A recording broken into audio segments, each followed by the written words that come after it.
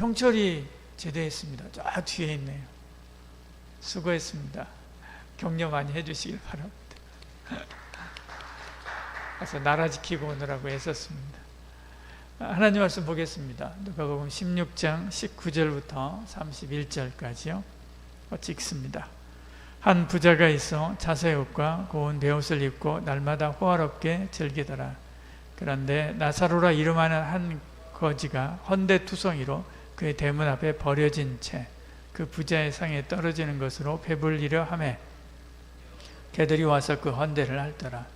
이에 그 거지가 죽어 천사들에게 받들려 아브라함의 품에 들어가고 부자도 죽어 장사되매 그가 음부에서 고통 중에 눈을 들어 아브라함과 그의 품에 있는 나사로를 보고 불러 이르되 아버지 아브라함이여 나를 긍휼히 여기사 나사로를 보내어 그 손가락 끝에 물을 찍어 내 혀를 서늘하게 하소서.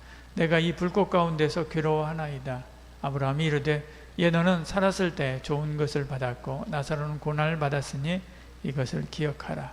이제 그는 여기서 위로를 받고 너는 괴로움을 받느니라. 그뿐 아니라 너희와 우리 사이에 큰 구렁텅이가 놓여 있어 여기서 너희에게 건너가고자 하되 할 수가 없고 거기서 우리에게 건너올 수도 없게 하였느니라. 이르되 그러면 아버지여 구하노니 나사로를 내 아버지 집에서 보내소서. 내 형제 5이 있으니 그들에게 증언하게 하여 그들로 이 고통 받는 곳에 오지 않게 하소서. 아브라함이 이르되 그들에게 모세와 선지자들이 있으니 그들에게 들을지니라. 이르되 그렇지 아니하니이다. 아버지 아브라함이여 만일 죽은 자에게서 그들에게 가는 자가 있으면 회개하리이다. 이르되 모세와 선지자들이 듣지 아니하면 비록 죽은 자 가운데 살아난 자가 있을지라도 구원함을 받지 아니하리라 하였다 하시니라. 아멘. 보통 이 본문의 말씀 가지고 천국의 실제에 대한 죽음 이후에 대한 말씀들을 많이들 합니다. 하기가 굉장히 좋은 구조로 그리고 내용이 명확하게 이렇게 되어 있기 때문에 그렇죠. 그렇지만 전체적인 지금 우리가 보듯이 본문의 흐름을 따라서 보면 본문의 내용의 핵심은 그것이 아닙니다. 지난 우리는 몇 주간 동안 계속해서 이제 누가복음 15장부터 계속 이어서 왔습니다. 15장, 16장 보면서 하나님 아버지의 그런 사랑의 마음들을 보았죠. 잃어버린 양 한 마리를 찾아서 광야를 헤매다가 찾아 기뻐하면서 어깨에 메고 돌아오시는 목자의 마음, 잃어버린 드라크마 하나를 찾기 위해서 온 집안의 먼지를 다 뒤집어 쓰고 등불을 켜고 샅샅이 쓰는 여인의 그 집요한 열심이 죄인인 우리를 향한 하나님의 사랑을 보여주었죠. 돌아온 탕자를 묻지도 않고 따지지도 않고 안고 품어 회복시킨 아버지의 사랑을 우리는 15장에서 봤습니다. 그러면 그 사랑을 입은 사람은 어떻게 살아야 되는가 라고 하는 것을 이제 그 다음에 이야기하는데요. 주님은 불의한 청지기 비유를 통해서 우리가 손에 쥐고 있는 시간, 건강, 재물 결코 이거 다 내 것이 아니다 라고 하는 것을 분명히 하시죠. 우리는 소유주가 아니라 청지기다 라고 하는 것을 16장 앞부분에서 지금 계속 그렇게 이야기를 했습니다. 청지기는 누구나 예외 없이 내가 맡았던 것들을 다 셈하라 라고 하는 결산의 날이 찾아오게 된다 라고 하는 거죠. 그런 서늘한 경고의 말씀을 들은 겁니다. 바리새인들이 들은 거죠. 그럼에도 불구하고 사람들이 그 말씀을 마음 깊이 새기지 않습니다. 16장 14절에 보면 우리 지난번에 우리 봤던 말씀이 있죠. 14절에 이렇게 말씀합니다. 바리새인들은 돈을 좋아하는 자들이라 이 모든 것을 듣고 비웃거늘 그렇게 말씀합니다. 마가복음 말씀이 쓰여져 있네요. 누가복음 16장 14절인데요. 바리새인들은 돈을 좋아하는 자들이라 이 모든 것을 듣고 비웃거늘 이렇게 말씀하죠. 그들은 겉으로 율법을 수호하고 하나님을 가장 잘 섬기는 척 했지만 실상은 하나님이 아니라 돈을 섬기고 있었던 것입니다. 그들은 자신의 탐욕을 정당화하기 위해서 하나님 말씀을 교묘히 비틀어서 합리화하면서 나눔으로 영원한 삶을 예비하라 라고 하시는 예수님의 가르침을 무시하고 있었던 것이지요. 오늘 우리 함께 나눌 이 부자와 나사로의 이 이야기는 바로 그들에 대한 그 비웃음에 대한 예수님의 답변입니다. 주님은 부자와 나사로 이야기를 하면서 너희가 이 말을 듣고도 계속해서 입가에 웃음이 있을 수 있는지 한번 보자 라고 하는 것이죠. 주님은 이 이야기를 통해서 인간의 탐욕이 어떻게 인간을 무감각하게 만들어 가는지를 보여줍니다. 그리고 그 결국이 얼마나 무서운가도 보여주는 거죠. 오늘 이 말씀 앞에서 우리 모두가 다 우리 마음의 보좌에 누가 앉아 있는지, 돈이 있는지 주님이 있는지 한번 돌아보시길 바랍니다. 자색옷은 대문 앞에 있는 나사로를 보지 못하게 만드는 마력이 있습니다. 주님은 두 사람의 삶을 굉장히 극명하게 대조하면서 이야기를 시작하죠. 한 부자가 있었습니다. 그 다음 절에요. 한 부자가 있어 자색 옷과 고운 베옷을 입고 날마다 호화로이 즐기더라 그렇게 말씀하죠. 자색 옷, 이것은 당시에 왕족이나 귀족만 입을 수 있는 최고급 외투입니다. 고운 베옷은 역시 최상급 속옷이죠. 그러니까 이 사람은 겉옷부터 속옷까지 명품으로 다 치장하고 사는 사람입니다. 거기다가 호화롭게 즐겼다 그렇게 이야기를 하죠. 연일 성대하게 파티를 열고 그리고 살았다는 것이죠. 부자는 단순히 돈이 많았던 사람 이 정도가 아닙니다. 위대한 개츠비에 나오는 개츠비처럼 자신의 부를 자랑하면서 왕처럼 누리고 살았다라고 하는 것이죠. 그런데 그 화려한 집의 대문 앞에 극명하게 대조되는 사람이 한 사람이 있는데 바로 나사로입니다. 예수님의 비유 중에 실명으로 등장하는 사람은 이 사람 유일한 인물이죠. 그 이름의 뜻은 아이러니하게도 하나님의 도우심이라고 하는 뜻입니다. 그러나 그는 세상의 도움이라고는 전혀 없어 보이는 거린의 몸으로 온몸이 골마 터진 채 이 부자의 집 앞에 있었던 거지요. 부자의 상에서 떨어지는 부스러기라도 먹어서 그것으로 배를 채우려고 했던 것입니다. 오늘 우리로 말하면 우리 쓰레기 정리하면 쓰레기 봉투 갖다가 버리면 고양이들이 와갖고 쓰레기 봉투 뜯어 막 헤쳐놓잖아요. 이처럼 쓰레기 봉투 뒤져가지고 거기서 먹을 음식 챙겨서 그거 먹고 그러고 살았다라고 하는 것입니다. 심지어 개들이 와서 그 아픈 데를 핥았다 그렇게 이야기합니다.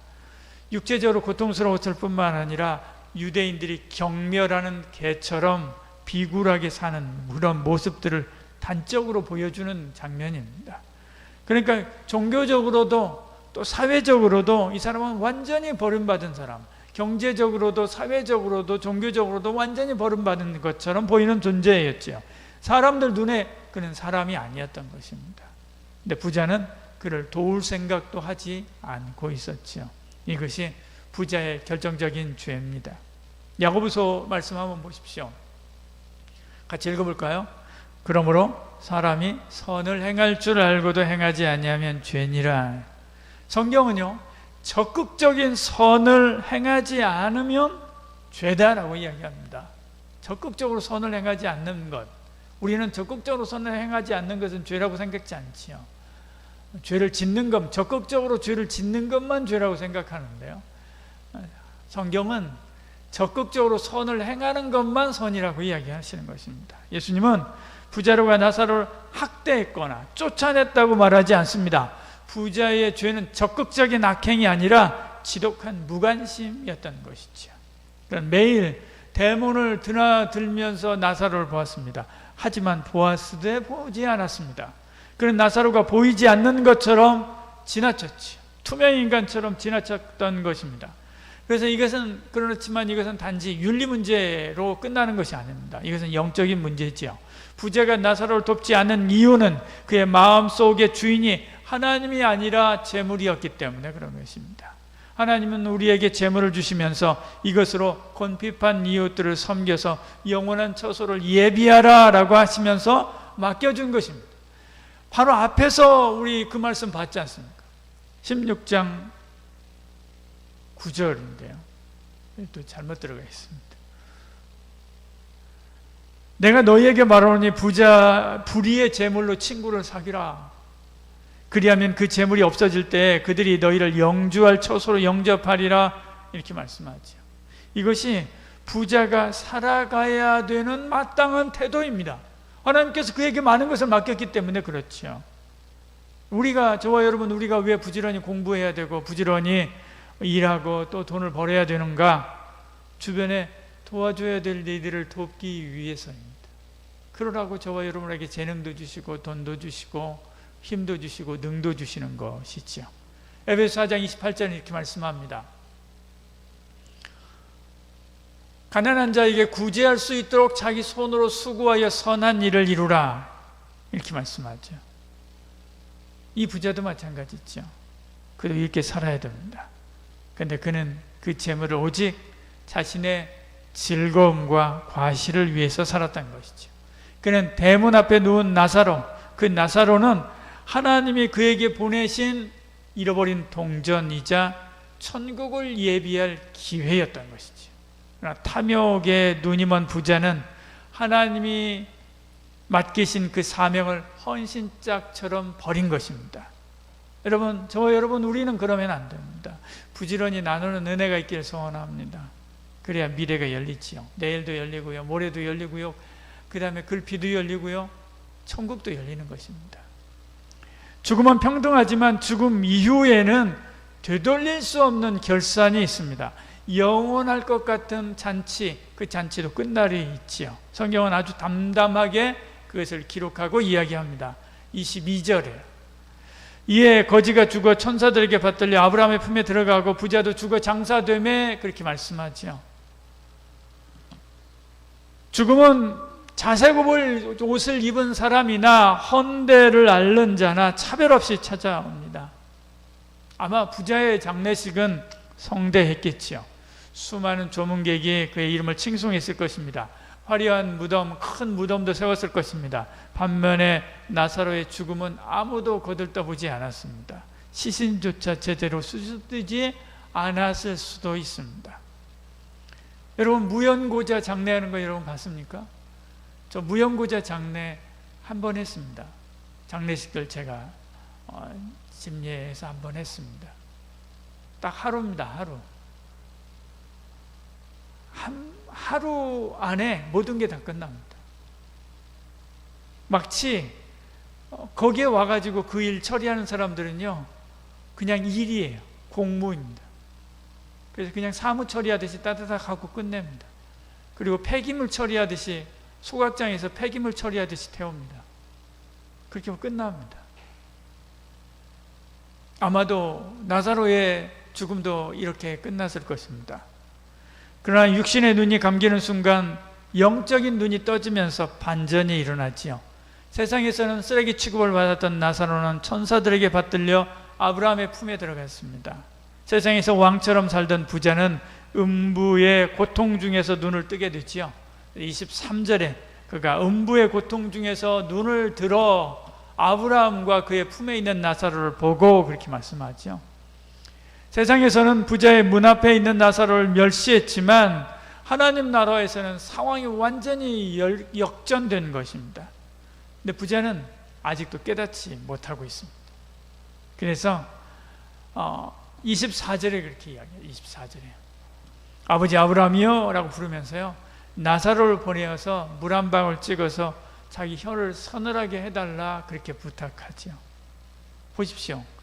지금도 여전히 그는 나사로를 심부름꾼 정도로 여기고 있는 것을 보지요.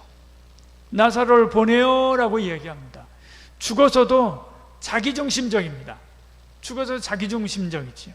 자신이 누리던 권세를 아직도 그대로 나사로와 자기 사이에서는 있는 줄 그렇게 생각하고 있는 것이죠. 회개하지 않는 영혼의 끝입니다. 지옥에 가서도 모름지요. 지옥에서도 깨닫지 못하는 것입니다. 아브라함의 대답은 굉장히 냉정하고도 정확합니다. 25절에 그렇게 이야기하죠. 예, 너는 살았을 때 좋은 거 받았고 나사로는 고난을 받았지 않냐, 이거 기억해라 라고 이렇게 이야기합니다. 기억하라 라고 하는 말은 단순히 회상하라 라고 하는 말이 아닙니다. 너에게 기회가 있었지 않느냐지요. 네 대문 앞에 나사로가 있지 않았느냐? 너에게 그를 도울 재물이 있지 않았느냐? 너에게 그를 도울 기회와 시간이 있지 않았느냐? 너에게는 율법과 선지자의 말씀이 있어서 그를 도와야 된다고 하는 것을 깨닫게 하고 알려줄 그런 말씀들이 있었지 않느냐? 근데 너는 그 모든 기회들을 다 너를 위해서만 사용하고 다 놓쳐버렸다라고 이야기하는 것입니다. 이것이 결산입니다. 정죄인은 결국 내가 무엇을 이루었는가가 아니라 주님이 맡긴 그것을 가지고 무엇을 위해서 쓰고 무엇을 위해서 사용했는가를 보고해야 되는 거죠. 부자는 하나님의 것을 오롯이 자기만을 위해서 쓰고 살았던 것이죠. 한번 지옥에 가면 기회가 없습니다. 돌아갈 수 없지요. 26절에 이렇게 말씀하죠. 큰 구렁텅이가 있어서 다시 돌아갈 수 없다, 넘어갈 수 없다, 그렇게 이야기하고 있는 것을 봅니다. 그러니까 우리가 청지기로서 결산해야 될 시간은 언제예요? 지금 여기 육체를 입고 사는 동안 여기에서입니다. 이 땅에서의 삶은 천국 리허설이 아니라 실전입니다. 잘 준비해야 되는 거죠.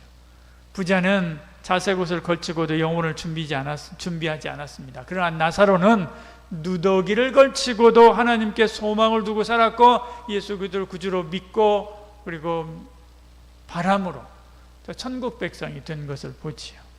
지금 우리가 입고 있는 화려하고 멋진 옷 잠시 후면 낡아지고 사라질 것입니다. 부자가 입던 자색 옷도 한 줌의 채로 흩어져 버렸습니다. 그러나 그의 삶은 영원히 남아서 죽음 이후의 삶을 결정하고 죽음 이후에 그의 모든 삶을 정죄하고 있는 것을 보지요. 부자는 생전에 내가 누릴 권리만을 생각했습니다. 그러나 죽어서야 내가 지불해야 될 대가를 보았지요. 나사로는 생전에 내가 참아내야 될 고난만 있었습니다. 그러나 죽어서는 내가 받을 위로를 받고 영원토록 주 안에서 기쁨으로 아브라함이 품에 안겨 사는 것을 보지요. 저와 여러분은 무엇을 향해 가고 있습니까? 지금 영원을 준비하고 있는지, 아니면 천국을 예비하며 그러면서 살고 있는지, 아니면 나만을 위해서 내가 여기서 영원토록 살 것처럼 그렇게 살고 있지 않는지 한번 생각해 봐야 됩니다. 절망에 빠진 부자는 마지막으로 간청하지요. 그러면 나사로를 다시 살려서 내 아버지 집에 있는 형제들에게 보내주십시오, 그렇게 이야기합니다. 만약에 죽은 자가 살아나서 이야기한다면 그들이 놀래서 듣지 않겠습니까? 내 형제들은 여기 안 오게 해주십시오, 그렇게 이야기하는 거죠. 오늘도 많은 사람들이 이렇게 생각합니다. 하나님의 기적을 보여주면 믿겠다, 천국과 지옥을 생생하게 보여주면 바뀌겠다, 확실한 증거가 있으면 내가 순종하겠다라고 생각합니다. 그러나 주님은 단호하게 말씀하지요. 그들에게 모세와 선지자들이 있으니 그들에게 들을지어다. 모세와 선지자는 성경을 말합니다. 구약 성경을 말하는 거죠. 기록된 하나님의 말씀을 말하는 것입니다. 부자는 다시 반박하면서 이야기하죠. 아닙니다. 죽은 자가 살아나면 권위가 있지 않겠습니까? 하지만 주님은 쐐기를 박죠.